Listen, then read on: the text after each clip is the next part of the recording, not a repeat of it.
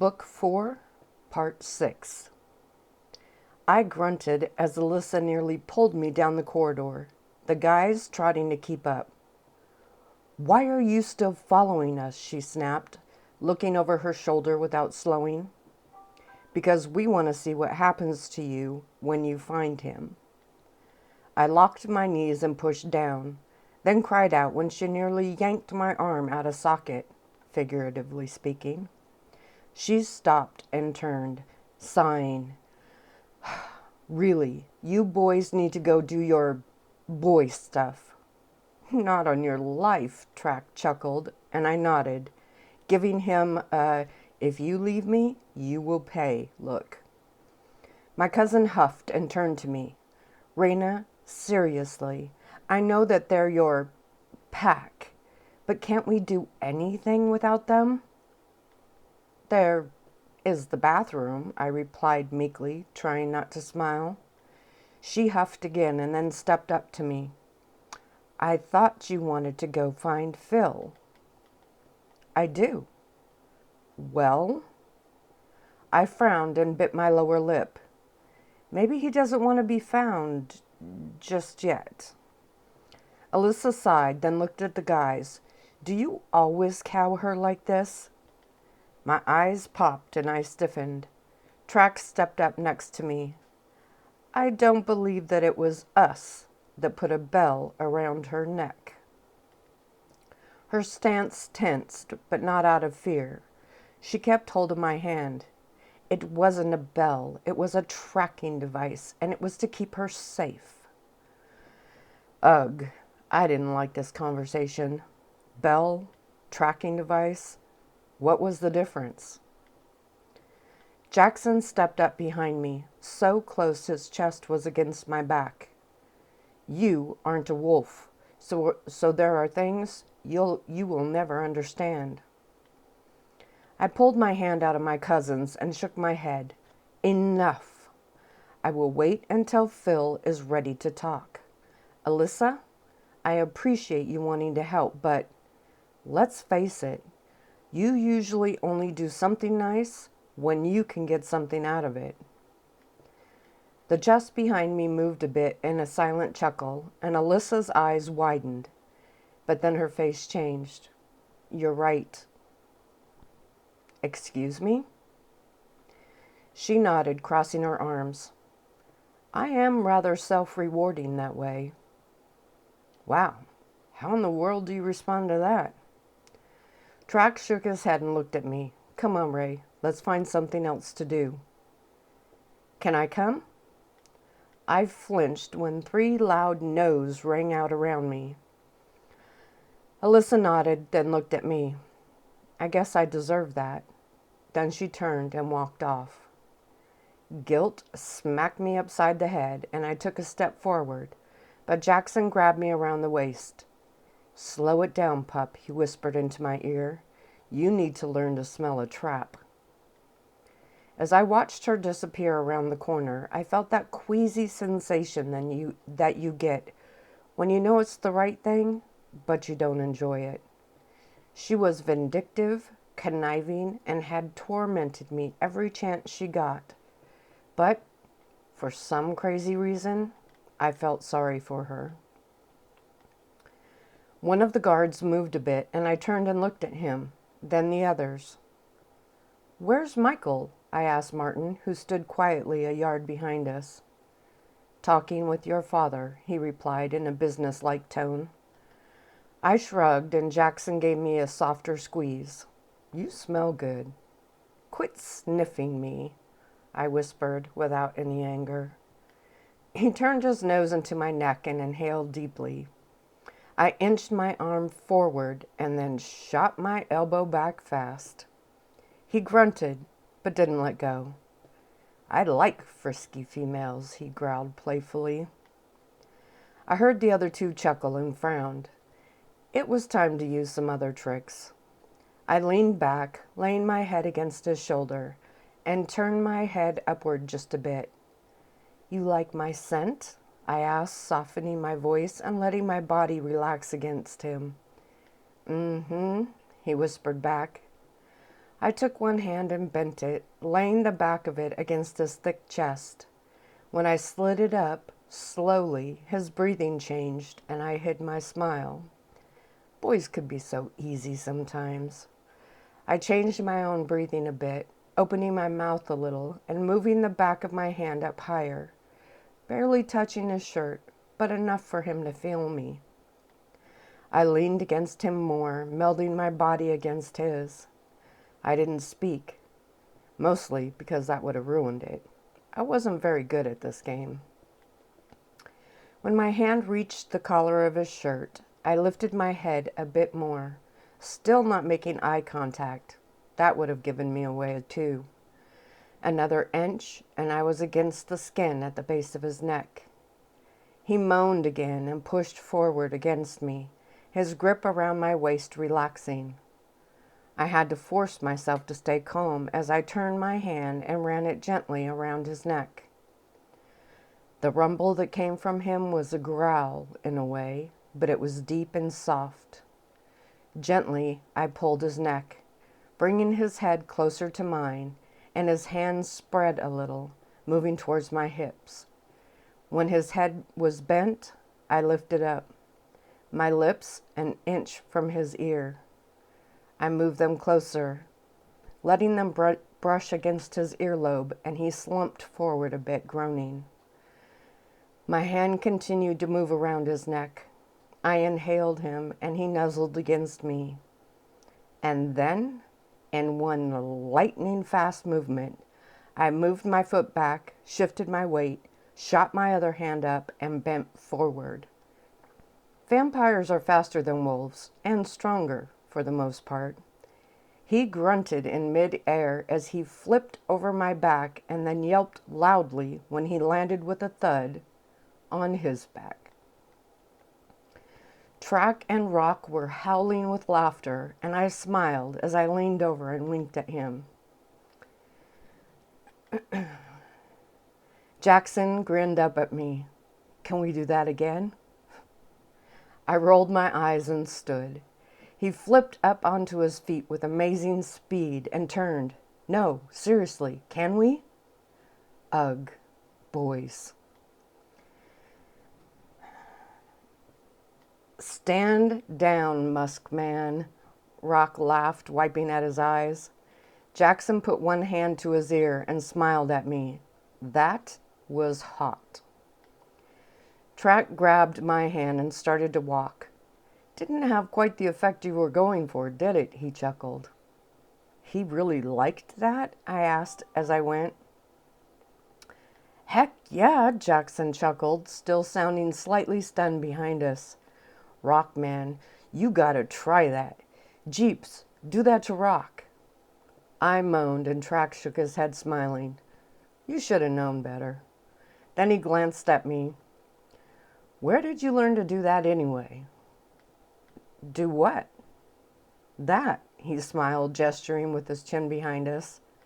"Flip him?" "No, seduce him so you could flip him," he chuckled. "Seduce? Is that—" I bit my lip when he nodded. I had thought I was just being very clever, finding a sneaky way of attacking. Interesting. We ended up back at the doors of my room, and I frowned, not wanting to go in. I was still mulling over what Track had said, and it actually excited me. I did want to try it again, just not on Jackson. I suddenly felt powerful in a way I hadn't before, and it felt good. My skin tingled, my mind was amazingly sharp, but also confusingly, singularly focused. I turned to Track and watched him until he shrugged. I took a step closer and he peered at me. I wanted more of this new power. The rush was amazing.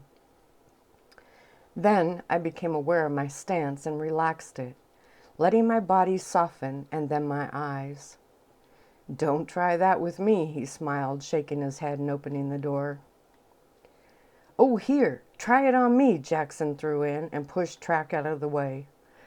Like a puppy dog, he jumped in front of me, his eyes wide and ready. I sighed.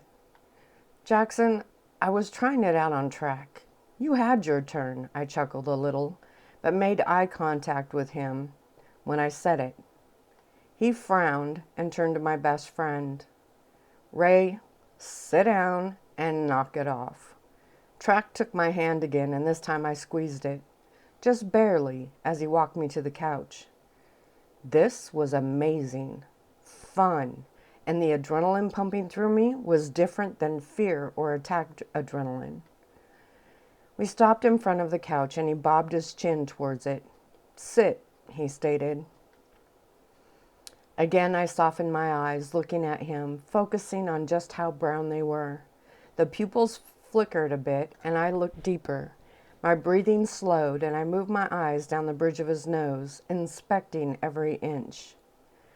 When I reached his mouth, I took a small step forward, keeping my focus on his mouth, so soft and now slightly open. I lifted my hand, stepping even closer, hearing my pulse change and feeling the rush wash over me. He wasn't moving away, and he wasn't telling me to knock it off. That excited me even more. With my eyes still on his lips, I took one more step, nearly chest to chest with him, my arm lifted very slowly. I opened my mouth to make it easier for him to hear my breathing. His mouth opened a bit in response, and then rushed doubled. My hand moved up more to my shoulder level now, and I heard his own breathing change. His heart was racing like mad in his chest, and his breathing was fast and shallow.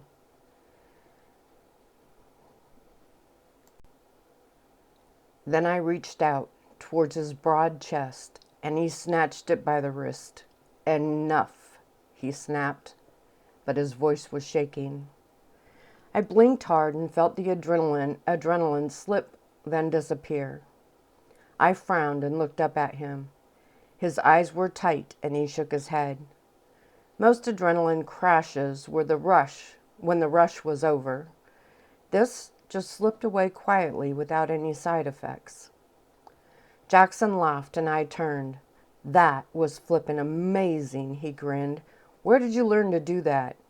Man, Track, she almost had you, he chuckled before I could respond. No, she didn't. Right, Rock smiled.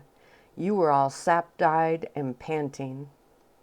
Track growled and Jackson lunged. Rock pulled me out of the way just as the two made contact and went down on the rug. They were only play fighting, but still. Rock and I stepped back to a safe distance. How are you feeling? I asked, shaking myself and looking at him. Fit as a fiddle, as they say, he smiled. When I peered, he shrugged. A little sore and not at the top of my game yet, but not too bad. I smiled at him, and we both flinched when we heard wood crack. Suddenly, that beautiful couch was tilted in a very odd way. Oh, that can't be good, I whispered, and then jumped out of the way as Jackson was tossed over the back. He didn't get enough air and hit the back, flipping it as he went. It also broke his fall, and he jumped and turned before Track could pounce. Great. How do we explain that?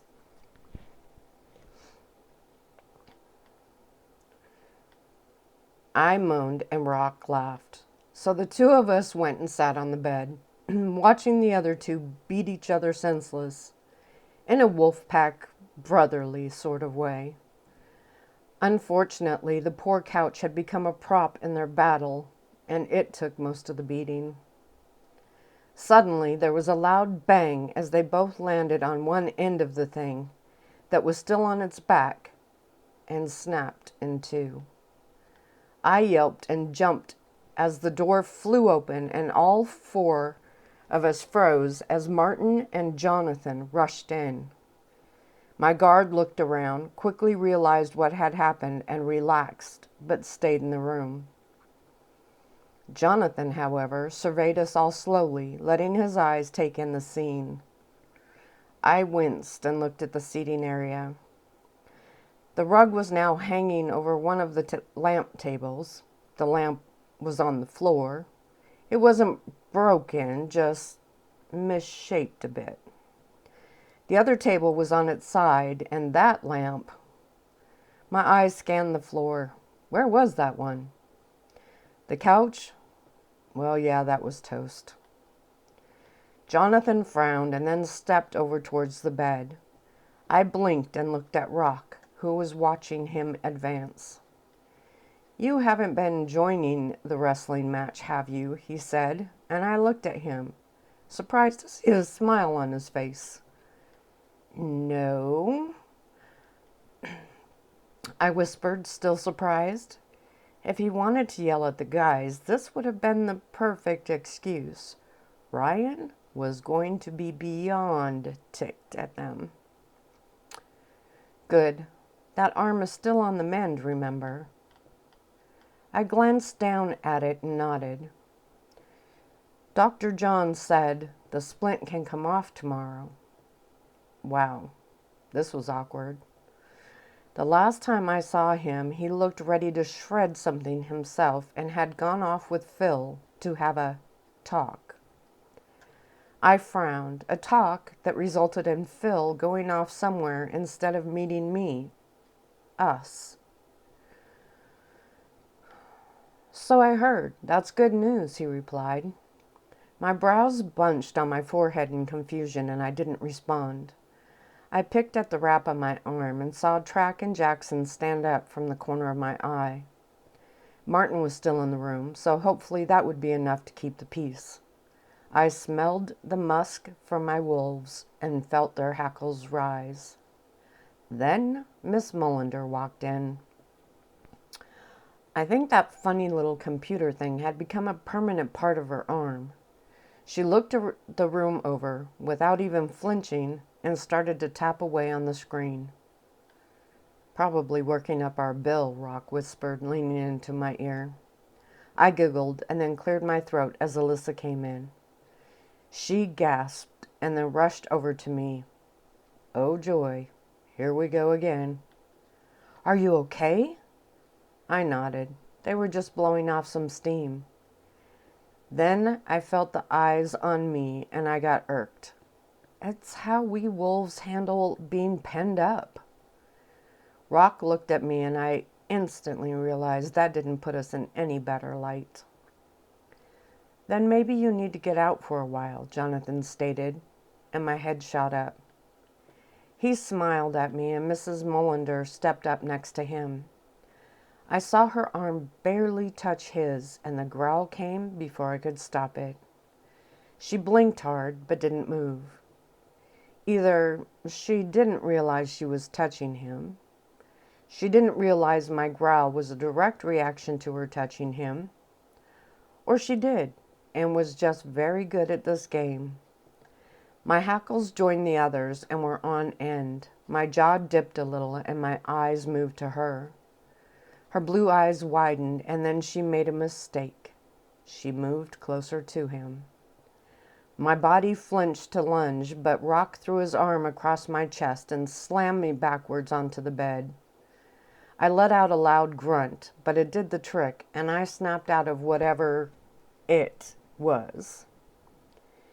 When I sat back up, her eyes were wide, but now Alyssa stood, watching me. I swear I saw little wheels turning in her mind. She grinned and turned to the lady. So, Miss Mullender, is it? Yes, my dad's assistant said in a shaky voice. With that, my cousin left, almost skipping on her way out. What the? I whispered, and Rock shrugged. Track and Jackson were on one side of me now, all facing Jonathan. He ignored them and kept his eyes on me. I would like to offer you a little piece of freedom, if you would like it. Well, he certainly knew how to get my attention. How was that? I asked cautiously. If you decide you'd like to know, just tell Martin, and he'll call me. He turned, and my eyes widened. He was just going to leave? I suppose the invitation is only for one? Track huffed.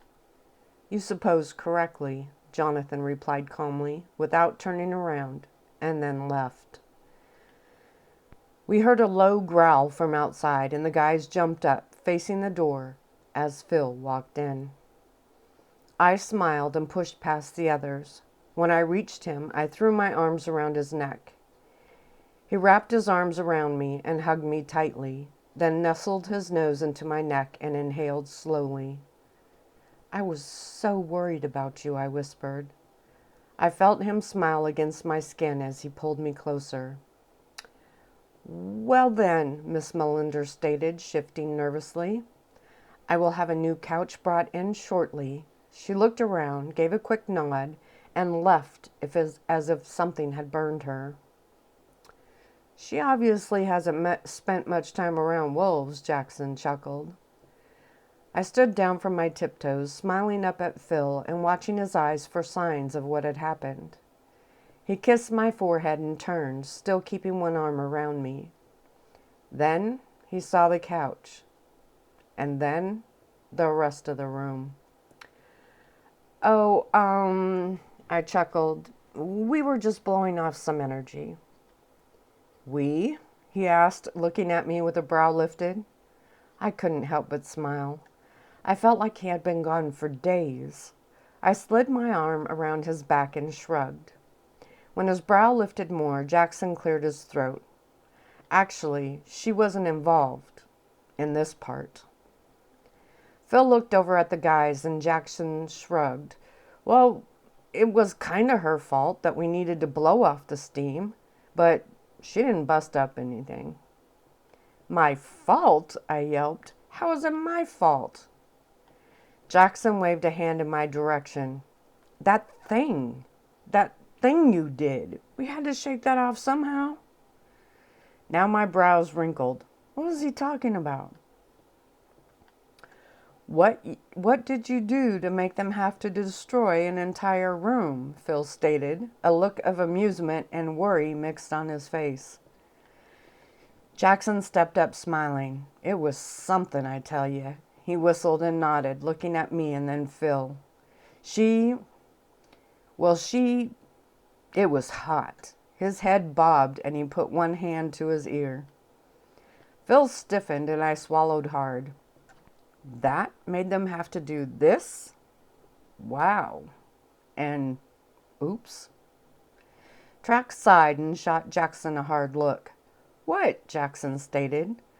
"I don't know where she learned that, but man," he turned, "you are one lucky wolf, my friend." I bit my lip and Phil turned back to me.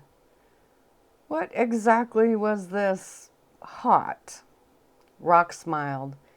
"Seems our pup here is coming into her own sort of musk. She's learning how to prey on us males." He laughed at his own joke and Track chuckled a bit. Jackson just nodded like one of those things that humans put on their dashboards of the cars in the movies. I blinked hard. What? I was not... Jackson had... What exactly had I done? I just figured out a way to take him off his guard. Yeah, that was it, wasn't it? Phil hugged me to him and shook his head. "I think you've been around nothing but males for too long," he chuckled. But Jackson wasn't done. I moaned and lowered my eyes as he excitedly retold and reenacted my ploy. Phil shook his head but was still smiling. "Poor Jay. You never stood a chance, man." Then he looked at me. "But it does seem you are learning more female ways. Have you been watching any interesting movies without us?" I groaned and shook my head. Phil looked up. "Okay, guys, out for a bit." Track frowned and eyed our alpha hard. Phil ignored it. Rock stood and headed towards the door. Martin had already left. Jackson stepped up to us. "If she pulls that on you, you will have this whole dang mansion tingling. Have some mercy on the rest of us, will you?" Then he winked and jogged out after Rock. Track moved closer, watching Phil until he was past us. Shut the door, Phil chuckled over his shoulder. There was some mumbling, but the door clicked shut.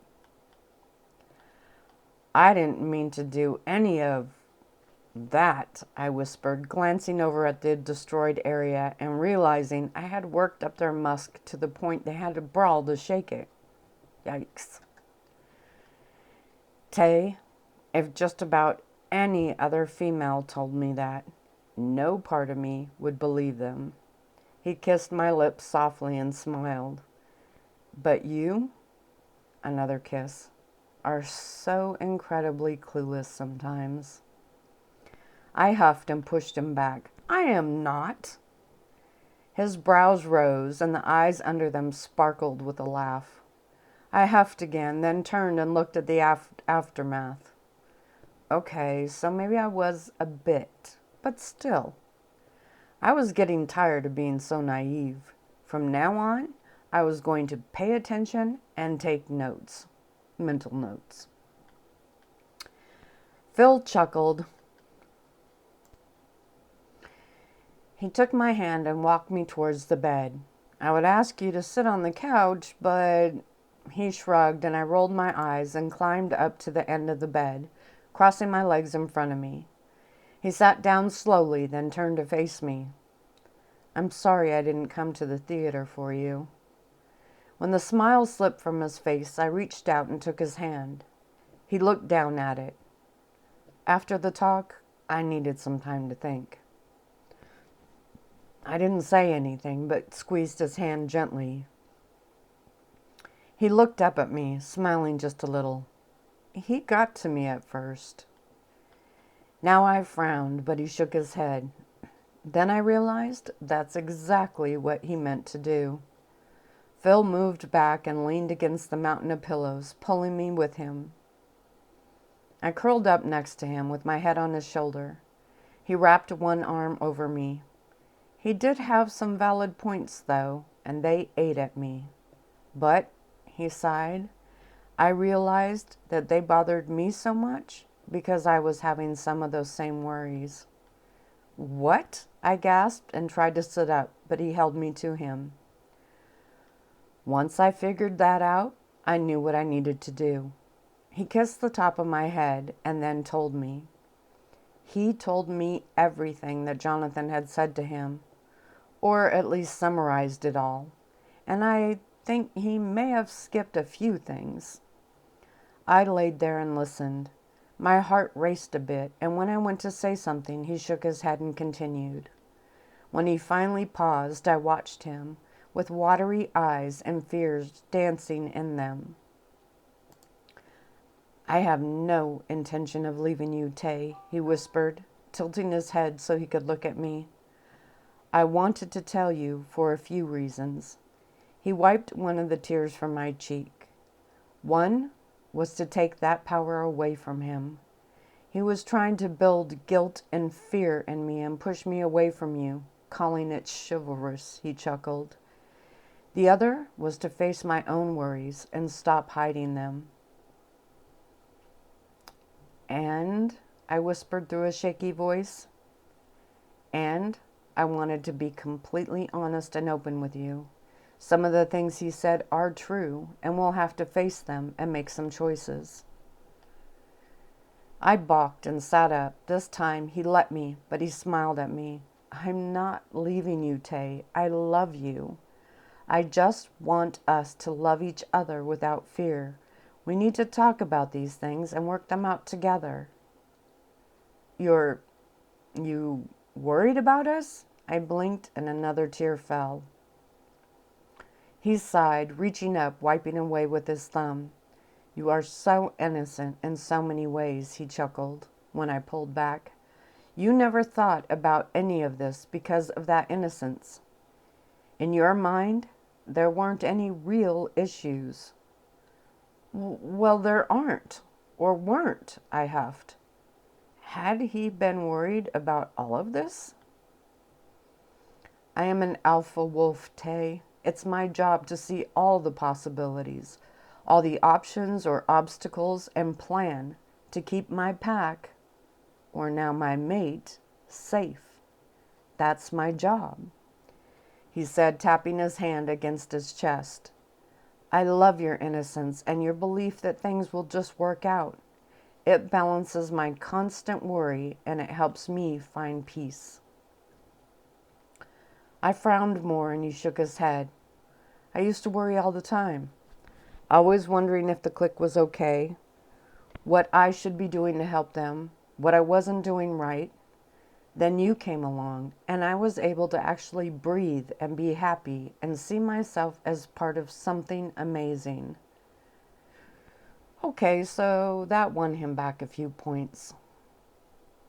"These are serious, real issues," he stated, sitting up a bit, but still leaning on the pillows. "Our age span is the biggest." "Why didn't you ever tell me where you work?" I asked quietly. I would much rather deal with this topic. "It just never came up," he shrugged, lifting my chin. "It's not something you thought about asking because it's not the world you know. It's not something I thought about talking about because when you came around, all of that seemed trivial." "So your family owns a hardware store?" Wow, that sounded lame. He nodded, watching my face, and I shrugged. "So, what do you sell there?"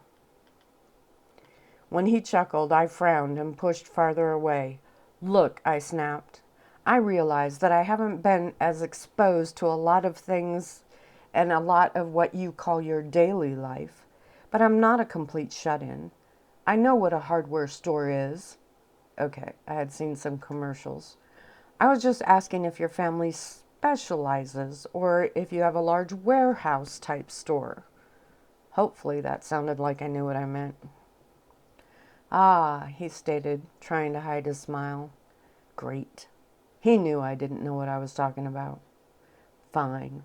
So, I had never been in a grocery store or a hardware store, but that didn't make me a complete freak, did it? "We actually own 4 stores. Only one is in Polson," he explained. "It's not the largest one of them, but it carries just about anything you could need to build, plant, or fix something." "Plant?" "Mm-hmm. We sell gardening equipment, accessories, even flowers and crops when they're in season." Wow, I guess I was a shut-in. I thought hardware stores only sold tools and tractors. Oh, and paint. I needed to save some face here. This was starting to make me look like I lived in a... I moaned and lifted my chin. "Well, Jonathan doesn't know me as well as he thinks," I snuffed. "Oh?" he grinned, slipping one hand behind his head. My frown softened. He was so dang cute. "I know Track works for his dad's construction company and also helps with the plumbing and general fixing stuff," I shrugged. I had to do better than this. "I know Rock and Jackson work for Rock's family's grocery store." I gave a hard nod as if I had just recited a very important fact. "Well then, you're right. He doesn't know you very well," he smiled. But I already knew that. When my brows lifted, he winked. "With as much time as you spend with those 3, there is no way you wouldn't know." I smiled as he earned a few more points. Jonathan may think that I was secluded, but my wolf knew better. I leaned forward a little. "I have even seen the inside of the loading area at the grocery store." I whispered this amazing secret, and he pursed his lips when he let his eyes go wide. "Really? Right inside the loading docks?" Erase a few points. I growled and he chuckled. "I couldn't go inside the store." "Mixed race store," he stated, and I nodded. It was open 24 hours a day, and the smell of humans made me rip a door off the loading dock one time. So, actually, that was the only trip, but still, that counted. As for money, it's not hard for me to find out how much I have. I never did keep track, but I never needed to. That did make me wonder, for the first time ever, and I felt a little snooty for that. Phil shrugged. It doesn't matter, but I'm not rich. Really? He shook his head slowly, and I sighed. Well then, I guess we better call this whole thing off. I looked down at the comforter. I am a spoiled little brat that has to have everything gilded in gold, and if you aren't dripping with money, I sighed again and shrugged. Phil laughed and reached out, pulling me back to him. I'm also not a pauper, by any means. I do good with my money.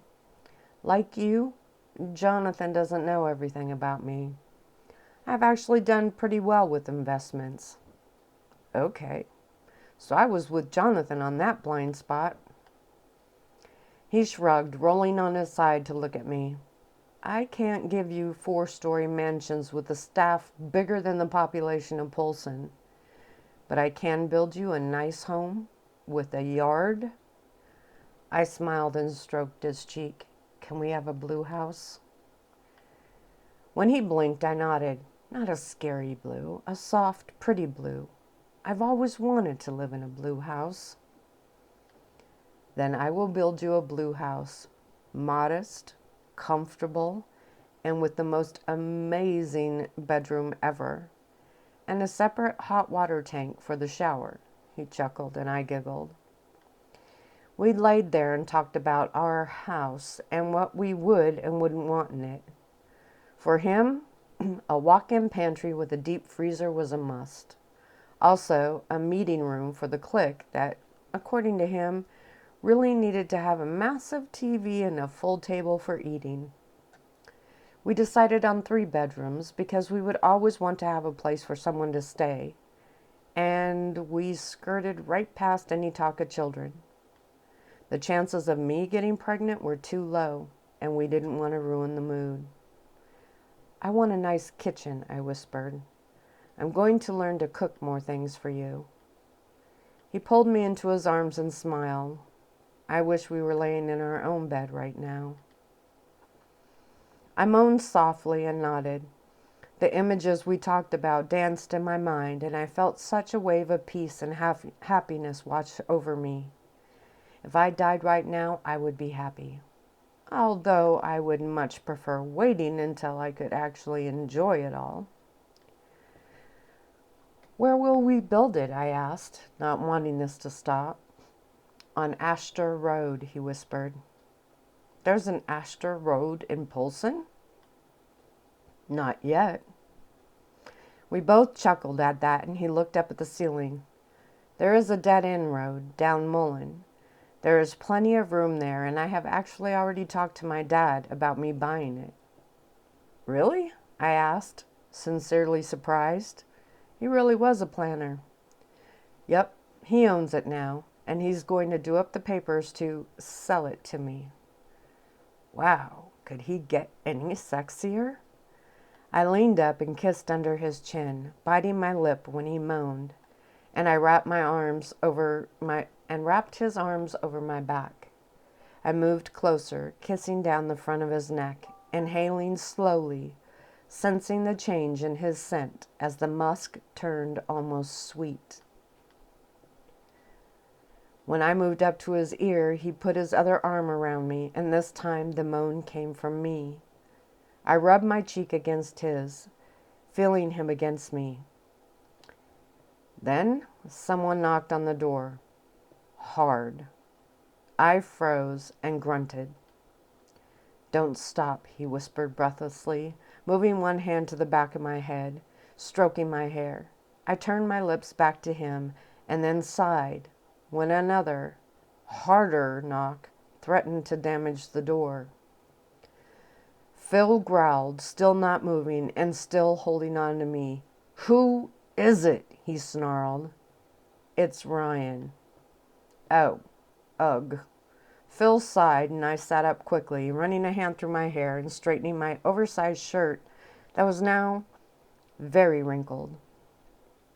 My wolf sat up slowly, smiling at me. I grinned and shrugged. He nodded and kissed me before he stood up and walked to the door. When he opened it, Ryan walked in, his eyes shooting right to me. I lowered my head and scooted to a sitting position on the edge.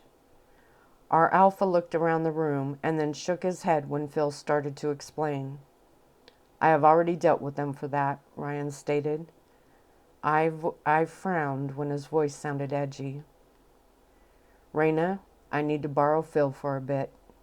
He smiled at me when he said it, like I had a choice. I stood and nodded, my eyes finding Phil's. Every part of me wanted to crawl back in that bed and leave everything else behind us. His brown eyes still twinkled, and I had to smile. I did love him so much. When he walked over to me, I looked up at him and he nodded. 2 stoves. 2? I loved talking like this. He shrugged. Or at least 2 ovens. I heard your pies are pretty amazing. That made me smile, and he kissed me. I'll be back as soon as I can. I nodded, kissed him back, and then watched them both leave, Ryan giving me a wink as they disappeared. I sighed and looked around the room that suddenly felt cold and empty. Miss Mullender walked in the open door, and I frowned. She smiled at me, but I could see a hint of fear in her eyes. That made my smile a bit bigger. I have the men with the new furniture, if now is a good time. When I shrugged, she waved her hand behind her, and a handful of large men came in carrying a couch, lamps, a new table, and even 2 chairs. I moved out of their way and watched without seeing. I was wondering if you would like to order some clothing, she stated, moving closer to me and trying to force her smile to look sincere. This time, I didn't look down at my wrinkled, oversized shirt. I'm fine with what I have, I replied in a stronger voice. Oh, I absolutely understand. I just wasn't sure if I offered before. I am here to help, she beamed, with anything you need, anything at all. For some reason, that struck a nerve. With Phil gone, my mood had dipped a bit. Really? I asked quietly, looking at her hard. She flinched a bit, but straightened her back. Absolutely. I took a few more steps, moving fluidly towards her. Do you have any buttons on that toy of yours that can fix this? I whispered, keeping my voice low but strong. I'm sorry. Yeah, there was that quiver, that fear that smelled awesome to me right now. My lip twitched in a smile. My chin lowered a bit more. I said, scaring the help now? We both turned and I straightened when Jonathan walked in. Miss Mullender chuckled. She was just playing. Jonathan gave me a look and I shrugged. Stalking was a game? Did that count? Then I remembered what Phil had told me and I frowned at him, but he turned to her and smiled. The new furniture is appreciated. I saw her jaw twitch and then remembered he had referred to her as the help. I chuckled and saw her chin lift a bit. I added a few pieces to accommodate her guests. So I see. Then he reached out and touched her arm. Man, why did that bother me so much? That will be all, he was saying to her, but I didn't care. My blood was pumping fast, and the adrenaline was pounding in my ears. I balled up my fists and stormed out of the room, turning down a hallway and nearly stomping as I went. My mind zoomed in on his hand on her bare arm. I could see the small hairs and smell her excitement from his touch. My head shot up a bit. Maybe that was it. It was her reaction, her scent that got to me. But why? I was in love with Phil. I growled deeper and trotted down a set of stairs. At the bottom, I turned and then yelped and stopped shortly as I nearly ran into a man that was walking the opposite way. "Hello, Raina," he smiled. Did I know him? He was dressed in a fancy suit, like my father wore, and was a bit older, with more gray at his temples. His blue eyes seemed eager to be looking at me, and I went to reply when someone grabbed my arm and turned me. Another form moved behind me, between me and the stranger. I blinked and looked up at Michaud. I heard Martin saying something to the man that knew my name, and Michaud, still holding my upper arm, started to walk me the other way. "Who was that?" I asked, trying to look behind me, but there were 2 large guards blocking my view. "One of the council members," he stated, then stopped and released his careful hold on me. "You aren't supposed to be talking to them." "Me?" I gasped. "We almost collided in the hall, that's all. I wasn't—" Michael smiled and I rolled my eyes. "So, where to?" he asked. Really, this did get annoying at times. I looked around and shrugged. What's there to do around this place? "How about go-kart racing?" I turned and saw Jonathan walking up, smiling at me. I lifted my chin and turned to Michael. "I think I want to go to the pool." But Jonathan knew what he was doing. If there really was a go-kart track here, I so wanted to go. But I was mad at him, beyond mad, and I wasn't going to give him the satisfaction. "Pool over go-karts?" My guard chuckled, and I shot him a hard look that said he wasn't helping. "Oh," his eyes said, and then he nodded. "The pool it is, then."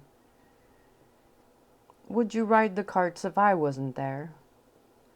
That stopped me, and I looked down the hallway, not turning. "Yes," I whispered. As mad as I was at him, it was hard to be flat out mean. Why couldn't I be more like Alyssa when it came to these things? "Too bad," he chuckled, then reached out and took my hand. "And I have a bet already in mind." Chapter 9. I yanked my arm away from him and shook my head. "I am not racing with you," I snapped. Okay, so maybe I could do this. I remembered laying on the bed with Phil, hearing what Jonathan had thought about me, about us, and my hackles went up. Suddenly, my mouth opened and all my anger came out. I had words. I told him exactly how mad I was at him and why. It was incredible and a bit of a rush. I pointed at him and even paced in front of him for a while. I threw a hand out and went on about how he degraded me, and if he thought so little of me, why he even bothered with me. He stood watching me with a mix of surprise and something else I couldn't quite make out, but I didn't care. I was finally letting loose on someone, and aside from that nagging pull of guilt, it felt good. "And another thing," I stated during my pacing, "I do not appreciate your comments about me being so naive that I don't even understand the concept of money." I huffed and nodded hard. That ought to show him. He crossed his arms slowly, kept his face an annoying calm, and let me flare. And flare I did. I gave it to him good. "You think you know me so well. Well, you don't," I advised him, shooting him a menacing glare at one point. "I know what Track and the guys do for a living. Yes, Jonathan, I know what a job is. Even a store." I threw both hands up this time. Boy, I was on a roll. "I've even been to the store." Okay, that was a bit of a stretch, but it was technically the truth. "I don't care about Phil's money, but actually, he does pretty well for himself, and I certainly don't need you to try to run him off by making me look like the weakest, most pathetic, incapable." Ugh, suddenly I was running out of adjectives. So I growled and huffed a few times to stall. Finally, realizing that was about as good as it was going to get, for now. I slammed my hands over my chest and huffed one last time. Somebody call the academy. I should be nominated for an award on this. The hallway went quiet, and I swallowed hard as he stared back at me. When he went to open his mouth, I shook a finger at him. Don't you dare try to make excuses for it. It was mean. You're right. Huh? I blinked several times and shifted my weight. My forehead wrinkled. That's not the reaction I had expected. He stepped up in front of me, his gray eyes soft and sad.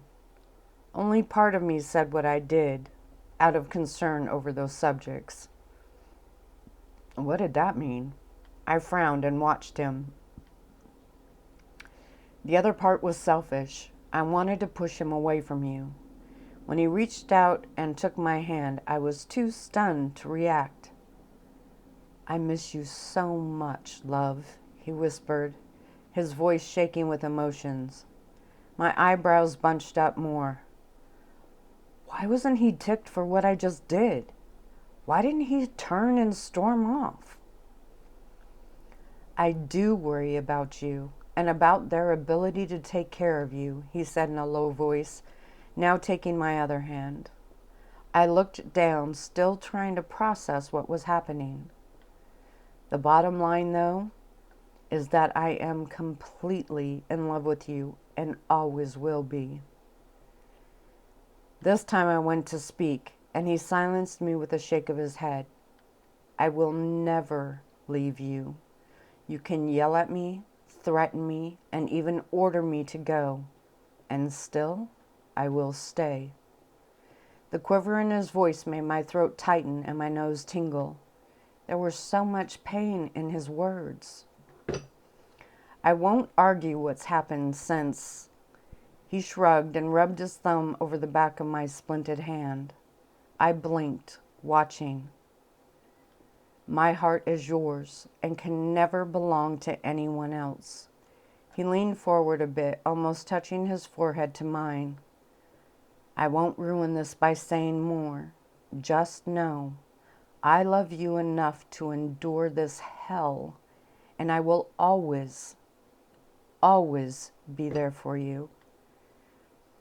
Then he kissed the top of my head, let go of my hands, turned, and walked away. I felt a few tears fall as I watched him go.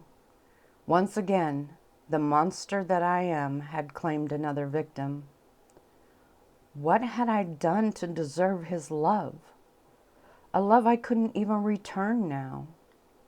When he disappeared around a corner, I drew in a slow breath and let it shiver through me. Guilt suffocated me, and I gasped for breath, putting a hand to my stomach. "Oh, there you are," I heard my cousin chirp, and I lowered my head, watching a tear drop onto the expensive rug at my feet. Then she gasped, "Raina, what's wrong?" I could tell that one of the guards had stopped her from getting any closer. Her fancy heels were a yard to my side, a pair of thick black shoes next to them. "Raina, please, tell me what's wrong." I flinched, hearing actual sincerity in her voice, or a very good rendition of it. "I'm a monster," I whispered, not actually replying to her question. The pain and guilt were breeding and infecting my mind and heart, weakening me until my knees finally buckled from the weight.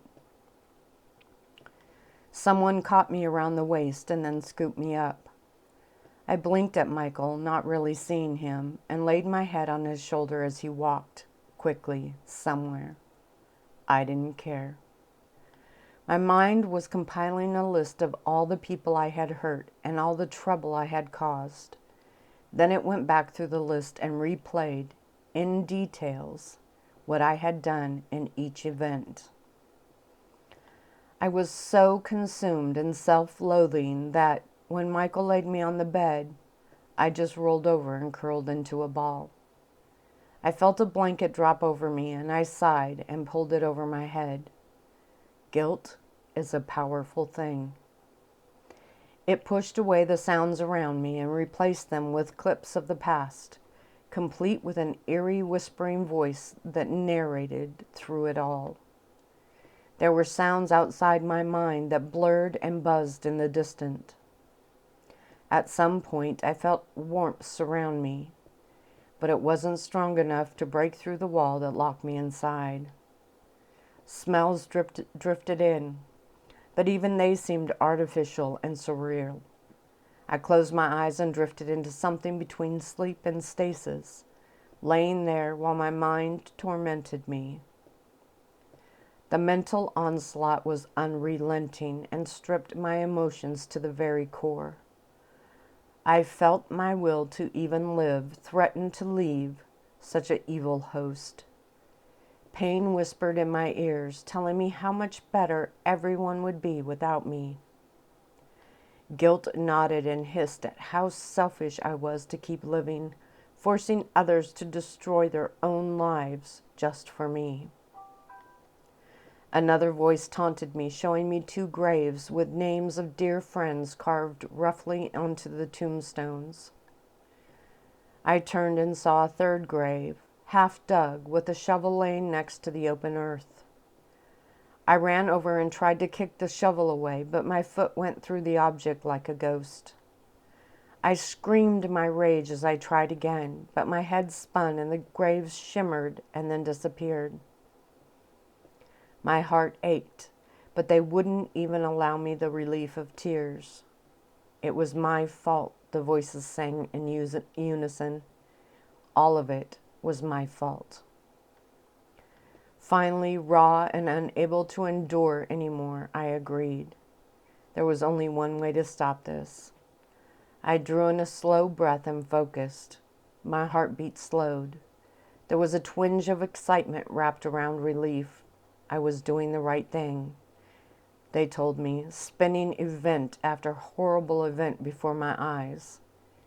This was the only way to stop the pain. My heart slowed more and a fog drifted into my mind, dark and almost sweet-smelling. I smiled as it pulled me away from the voices, promising me peace at last. Suddenly, my body was struck so hard that I gasped and flung my hands out. A piercing cold caused me to suck in the air hard. My eyes shot open as I fought against this thing that threatened to take me from my peace. "Ray! Ray!" came a voice, blaring into my ears so loud I had to flinch. Blurred images swam in front of me and I gasped again, feeling something in my lungs that shouldn't be there. My body reacted and started to cough, trying to extract the painful substance. My eyes widened more and I bent forward, grabbing my throat as the battle raged inside. "Crap, she's choking," someone yelled, and then I gasped again as something hit me in the back, hard. Finally, my body seemed to correct the situation and my gasping turned into panting. My lungs burned a bit, but they were sucking in air to compensate. My eyes cleared. I coughed and then frowned, seeing several faces watching me with wide eyes. Track's eyes inspected me carefully, and I glanced down to see a large, empty bucket in his hand. Water dripped off his fingers, and I blinked, realizing what had just happened. "You threw a bucket of water on me?" I whispered, still breathing a bit hard. Then I lifted my hand to my face and realized I was soaked. Water dripped from my eyelashes and chin. He nodded, his eyes still tight, and I frowned. "We thought you were dying," he finally whispered. I moved my eyes and saw Rock, Jackson, and Ryan sitting on the bed. Suddenly, I felt just how soaked I was and shivered a bit. When I looked down, I sighed. How much water was in that bucket? Every part of me was soaked, including the bed. Where did he get the bucket? Someone shifted a bit and I turned, seeing Phil sitting next to me. I turned the other way and saw my dad, his eyes wide and filled with so much emotion that I had to quickly look away. Your heartbeat. I looked back at Track, ignoring the thick towels that were quickly being wrapped around me. I remembered it all, the pain, the weight of all that had happened. Guilt had convinced me that leaving them was the only option, sparing them from my dark touch. Were you trying to, my best friend whispered, what they were all probably thinking. When I nodded, anger flashed across his face. I didn't sit there and try to explain. They would never understand. But suddenly, something else inside of me sprang from so deep inside I couldn't be sure if it had ever been there before. It moved through every part of me like a slow wave washing up on the shore. Only this wave was warm and brought with it a voice I hadn't heard before. You must save them, it whispered, and I flinched. What did that mean? But it didn't answer. I blinked several times and then smiled. It was right. Dying would have only made things worse. I would have left them and all of them in more pain. What was I thinking? I reached out and touched Track's cheek. The only way to stop all this pain was to fight. Fight with them, fight for them, but fight to make things better. Phil lifted the end of one of the towels and used it to dry my face. Track put his hand over mine, the fear making his brown eyes moist. I'm sorry, I whispered, but without guilt this time. That one little whisper and that amazing wave had done more for me than all of the guilt. It had given me strength instead of taking it. It didn't leave the answers or suddenly make me amazingly confident, but it did give me something I needed, a reality check. This wasn't about me as much as it was about us, all of us. I had separated myself from all of them, thinking I was the only factor, and if I removed that factor, the problem would go away. I chuckled softly. How ironic. I was a part of something so much bigger than myself. How could I have ever thought it was simply about me? That realization also lifted some of the guilt. I didn't make any of this happen, not the big picture parts at least. With that epiphany, I smiled wider. I had to stop wallowing in the little things, making everything about me, and see that I was a part of an amazing life that wasn't just my own. I lifted my chin as Phil wiped it with a towel and turned to my dad. I get it now, I smiled. And he frowned, not sure what I was talking about. It didn't matter. I finally got it, and things were going to be different. When Phil started to dry my arms, I smiled at him. It's okay. I feel like taking a nice hot shower.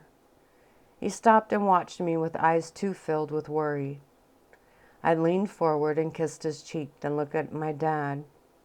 After all, after that, I would like to have some of your time for a talk. I didn't wait for an answer from him or anyone. I pulled back the waterlogged blanket and Phil stood so I could climb out. I couldn't help but smile. Things were serious, and serious things were happening. But I suddenly felt ready to take them on.